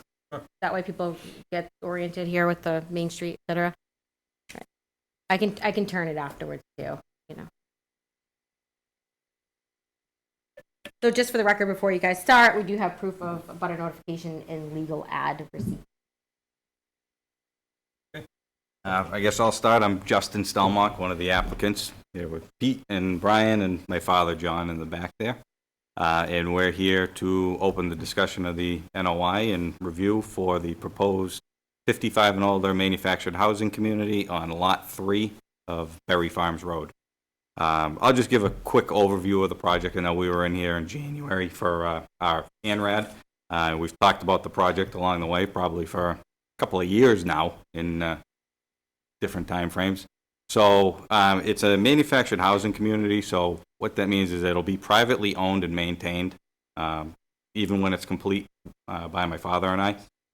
That has we think, a couple good things for the town is there's really no burden on any of the town departments as far as DPW, water, sewer, anything like that. Obviously schools, because it's 55 and older, because everything is privately owned and maintained. We take care of all the sewers, we take care of all the water, all of the streets, everything.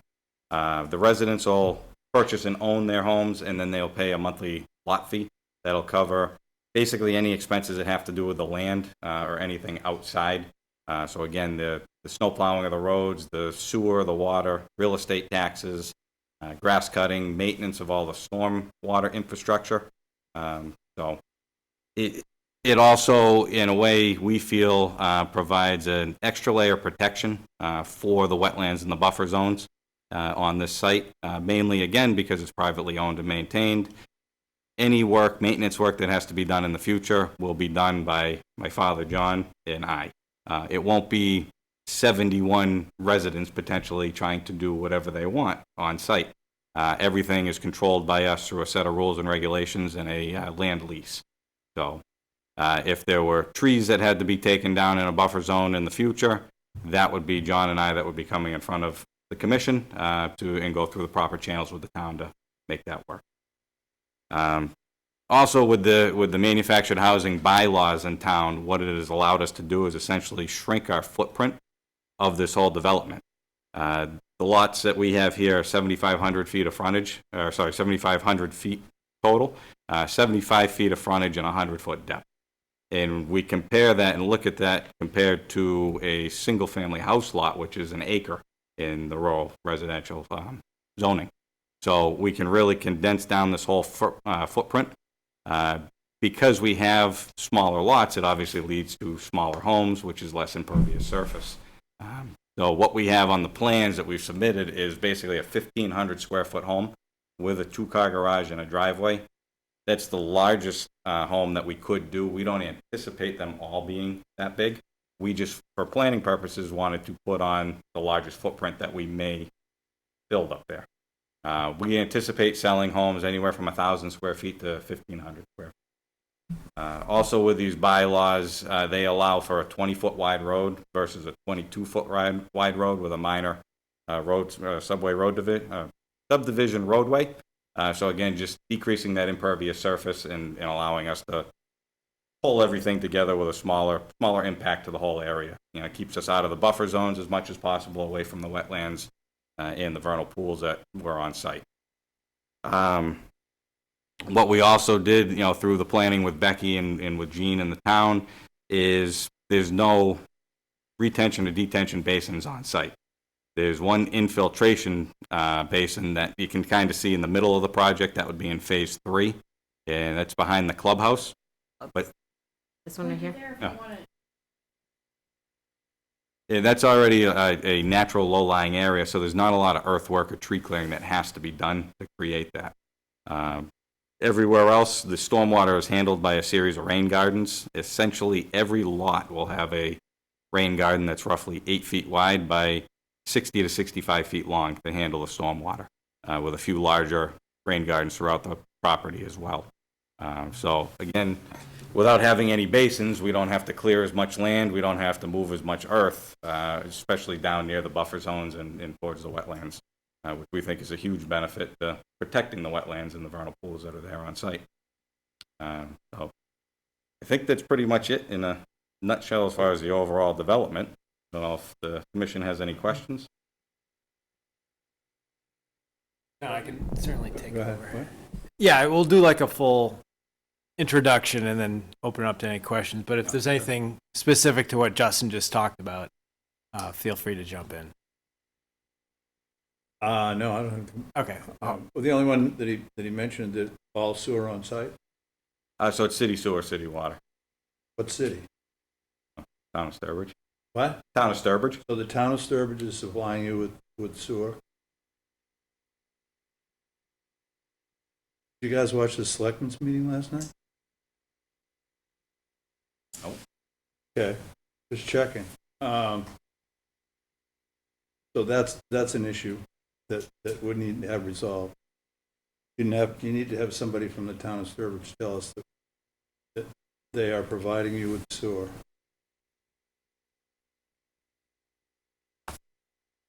You can see how that would be a wetland issue if you guys didn't have it, right? Absolutely. Thank you very much. We'll look into that and get back to you on that. You don't have to say thank you until. No. And so, water, you're not going to get water from the town. No, we will. So you're getting water from the town. Yes. So you're getting sewer and water. Correct.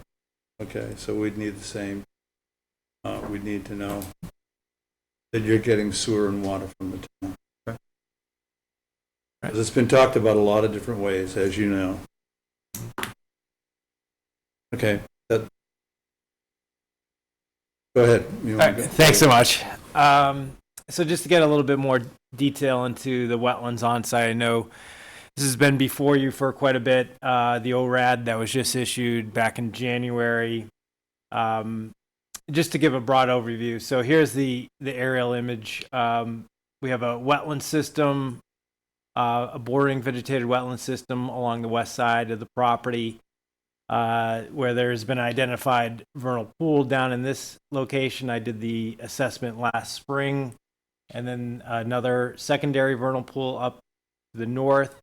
It's part of the same wetland system, but separated. And that northerly vernal pool system in that location is associated with the intermittent stream, and vernal pool habitat exists outside the main flow channel within ponded areas. And that had been peer reviewed by Oxbow in association with the ANRAD. There's another bordering vegetated wetland system here that is largely off-site, a small portion of which does extend onto the subject parcel. And When you talk about this and you say off-site, you're only talking about what you're buying from Sussex. You're not talking about other sites that Sussex owns. correct. Correct? Yeah, correct. So that's Specific to on-site, lot 3. off-site? Yeah, correct. This is lot 3 right here. When you're before us, we obviously want to hear about it all. Okay. And, we want to know where the open space is promised from you guys, and if you don't know, you got to find out. We can certainly get into that question. Yeah, that's all I know. When Matt was in for his approval, there's a whole, we call it the back portion of, I think it's lot 4 is the other residential lot, that he plans on donating in some capacity. So I don't know the specifics. I don't know what he plans. Okay, we but can if find he's all that out. Talking about planning, and if he's going to do it, he's got to do it for you guys now. Yep. Because it's not going to be something that, my grandchildren are going to. All right. So additionally, there's a bordering vegetated wetland finger that extends into this portion of the property, associated with an intermittent stream channel. And here's Berry Farms Road. The construction hasn't yet started, but there was a pre-con meeting earlier this week, and so that work is imminently intended to commence. And maybe switching over to the colored plan now. Yep. Yes, just so for those, I'd like to leave it in this orientation, but you can see, I think there's a lot of people here that are interested in this.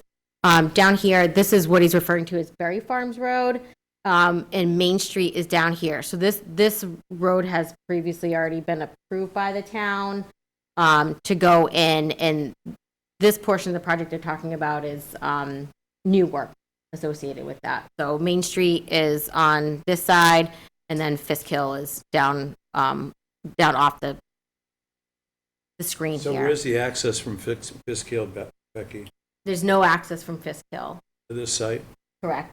There is ability to access, right? The property line do go to Fisk Hill, but what they're proposing is an emergency exit into Southbridge Correct. to meet the needs for the secondary access requirement. Okay. And we've been in discussions with fire and PD. So why do we have 20 Fisk Hill Road on this application? So the lots have been subdivided, but they haven't yet been recorded. So it's still, we identified the original subdivision full.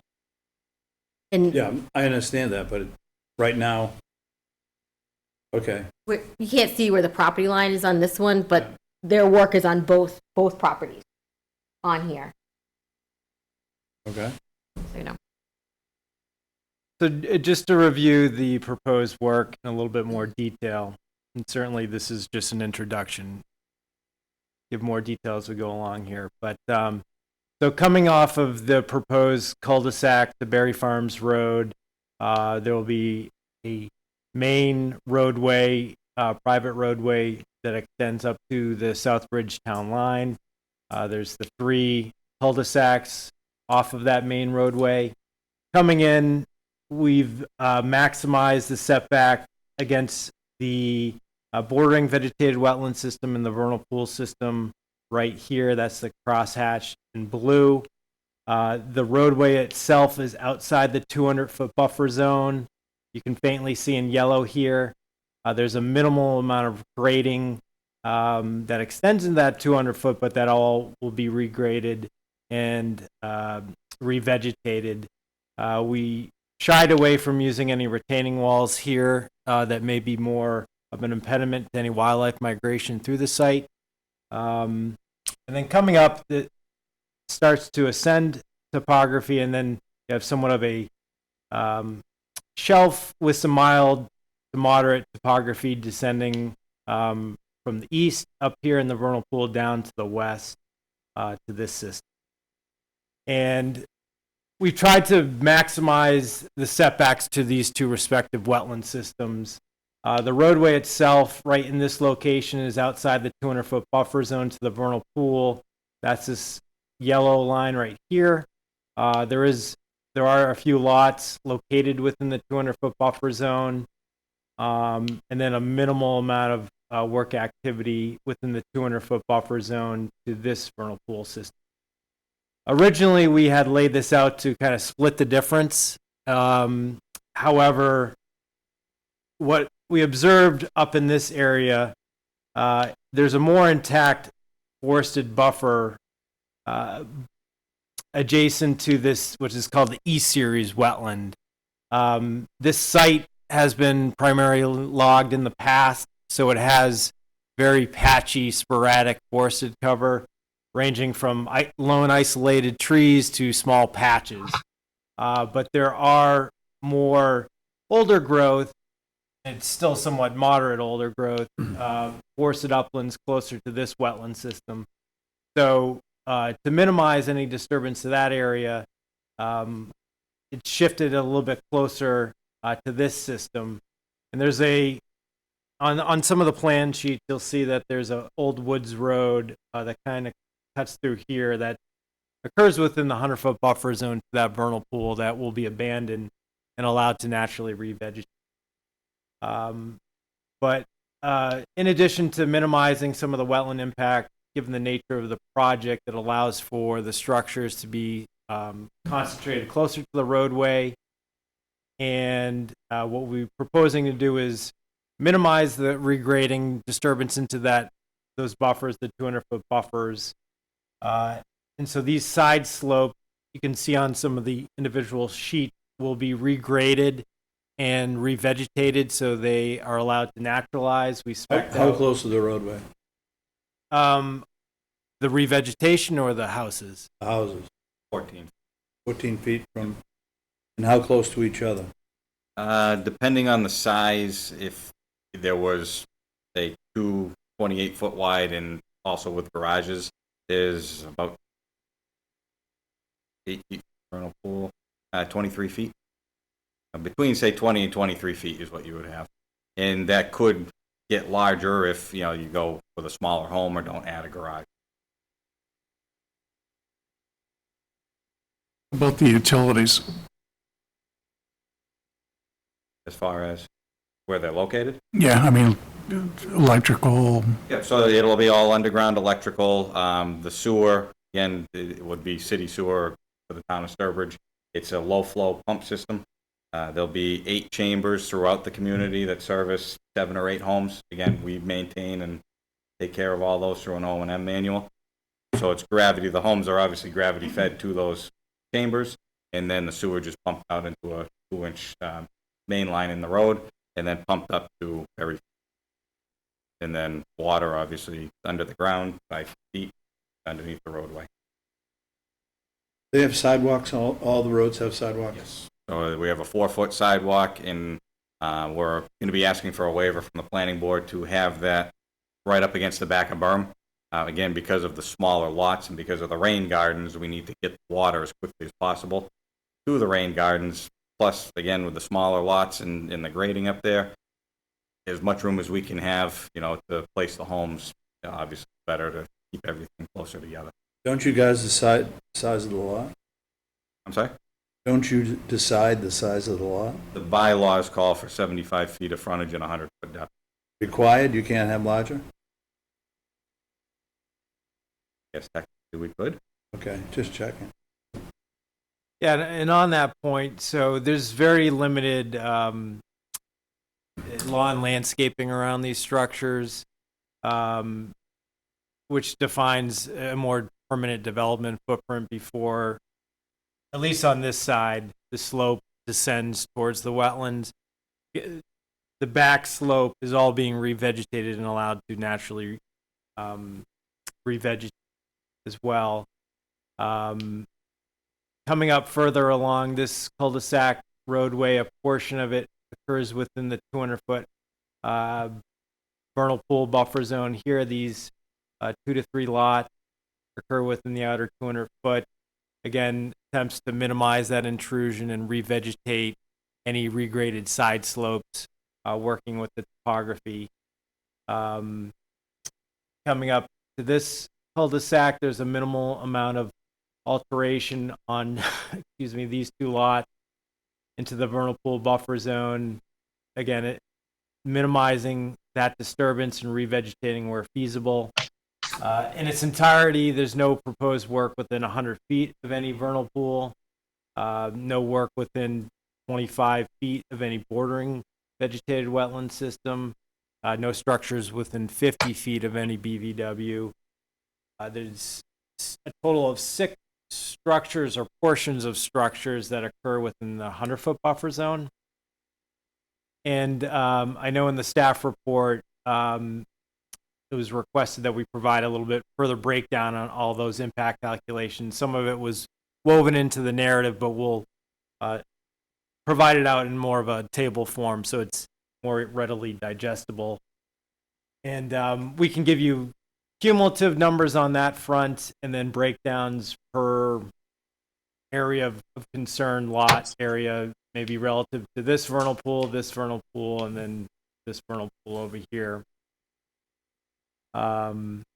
And as Justin had discussed, the stormwater approach was taken to minimize site disturbance across the site, and I think innovative design has been incorporated here, and let Pete get into more detail on that. So instead of typical catch basins, pipes, going to large basins and creating, single point discharges where all the water would then flow back downhill and into source areas.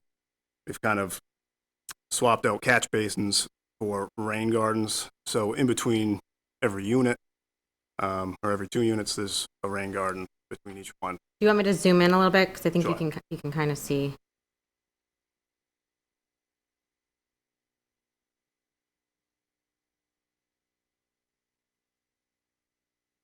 I'll just go, yeah, over here so we're near a wetland.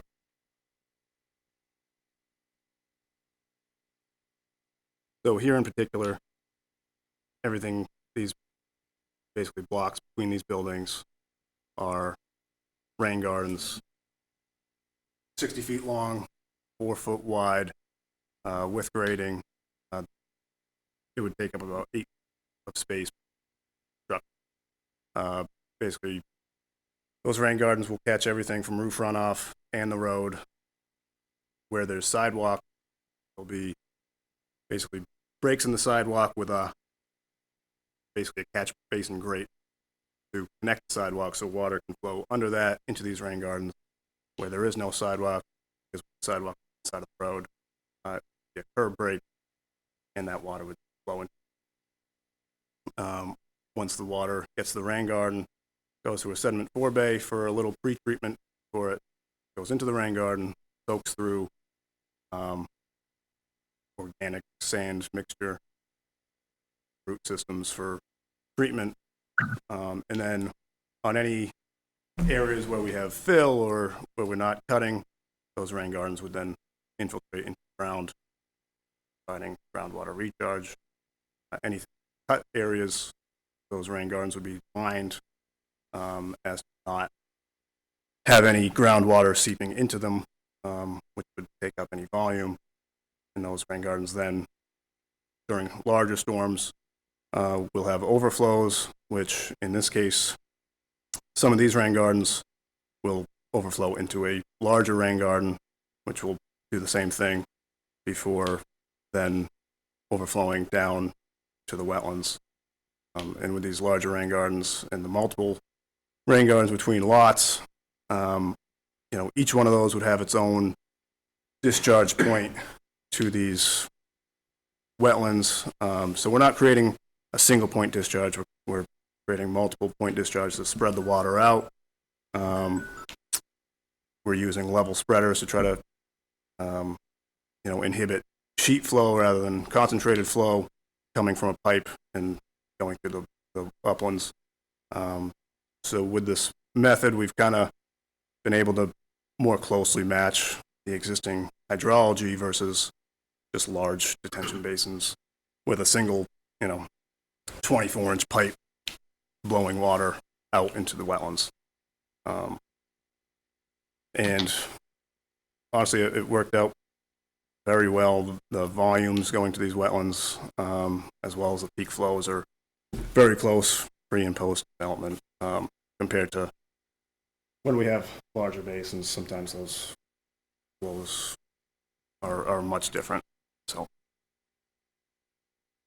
I think we've hydrology wise have matched the pre-development as closely as we can to minimize any impacts water wise.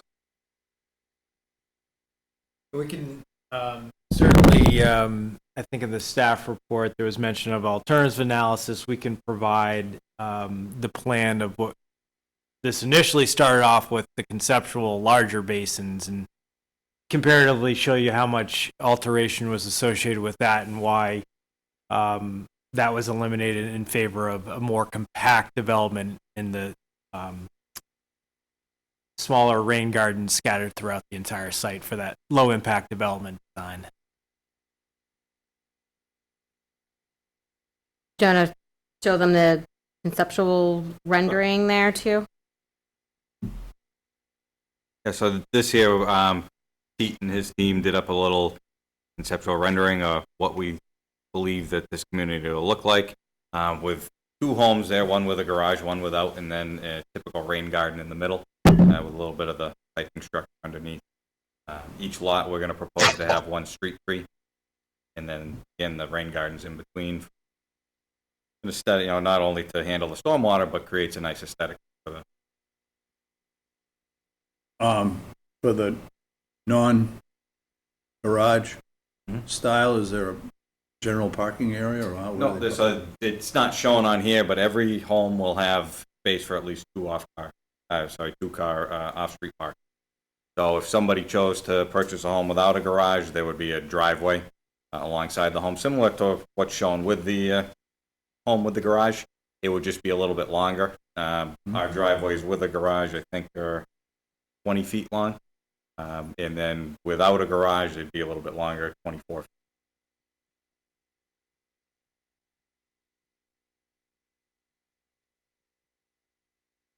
Okay. Just go back to the color plan. All the homes have gutters. No, so the water will actually run off into, I believe, a